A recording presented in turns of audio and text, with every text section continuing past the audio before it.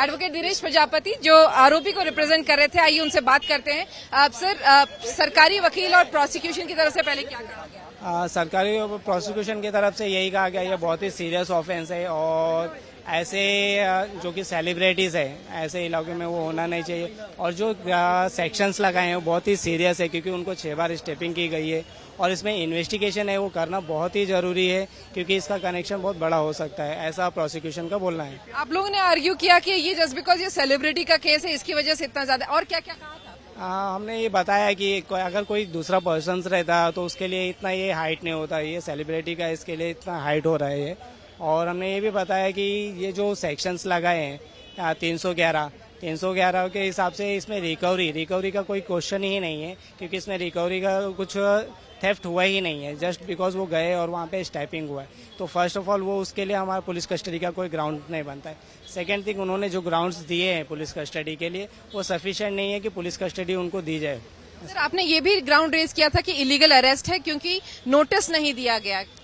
उस कैसे 7 साल की जब कम 7 साल तक पनिशमेंट रहेगा तो उसमें नोटिस देना अभी 35(1)(b) के हिसाब से कंपलसरी हो गया है, जो कि BNNS नया लॉ आया है। उसके लिए हमने ऑब्जर्वेशन लिया, लेकिन कोर्ट ने बताया है कि कोर्ट ने ये ऑब्जर्वेशन लिया कि अगर पनिशमेंट 10 साल तक रहेगी, 109 इसमें अट्रैक्ट हो रहा है तो 109 अट्रैक्ट हो रहा है, इसके लिए अगर 10 साल तक पनिशमेंट रहेगी तो उसमें अरेस्ट करने के लिए नोटिस की रिक्वायरमेंट नहीं रहती। लेकिन पुलिस ने इन्वोक नहीं किया है 109 लेकिन अटेम्प्ट टू मर्डर, लेकिन क्या जज मजिस्ट्रेट जो है वो रिमांड इस तरह से आगे बढ़ा सकते हैं अपने आप? कोर्ट का एज पर लॉ कोर्ट का ऑब्जर्वेशन, अगर कोर्ट को कोई भी स्टेज पे लगता है कि इसमें मॉडिफिकेशन होना चाहिए तो वो हो सकता है। एक आखिरी सवाल आपसे पूछना चाहूंगी, क्योंकि अभी थोड़ी देर पहले प्रेस कॉन्फ्रेंस में पुलिस ने कहा था कि 6-7 महीने से ये यहाँ रहता है, बांग्लादेशी है। क्या उसका कोई प्रूफ दिया है? और रिमांड में तो कुछ और लिखा था उन्होंने। नहीं, ऐसा कोई भी प्रूफ उन्होंने कोर्ट के सामने प्रोड्यूस नहीं किया जिससे साबित हो सके कि वो बांग्लादेशी है। ऐसा कोई भी डॉक्यूमेंट उन्होंने कोर्ट को दिखाया नहीं। रिमांड में 7 साल लिखा था। हाँ, 7 साल से, ऐसा पुलिस का कहना है कि वो 7 साल से यहाँ रह रहे करके। तो एक जगह रिमांड में कुछ और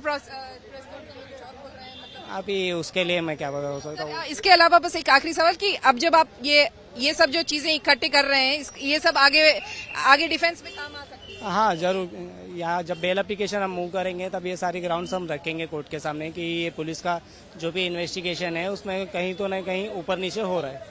तो ये थे दिनेश प्रजापति, इस पूरे मामले में बता रहे थे कि जो आरोपी है दरअसल एक जगह पे पुलिस कह रही है कि वो 6-7 महीने से यहाँ रह रहा था, बांग्लादेशी है, लेकिन वहीं वो एक तरफ दूसरी तरफ पुलिस की रिमांड है उसमें कह रहे हैं कि दरअसल आरोपी 7 साल से रह रहा था और उसको बांग्लादेशी है और उसको पास फिर भी कोई डॉक्यूमेंट इंडिया का नहीं है। तो तमाम दुराभास दिख रहा है और ये सब ग्राउंड हो सकता है आगे बेल मांगने के लिए। कैमरामैन राकेश सालस्कर के साथ विद्या, मुंबई आज तक।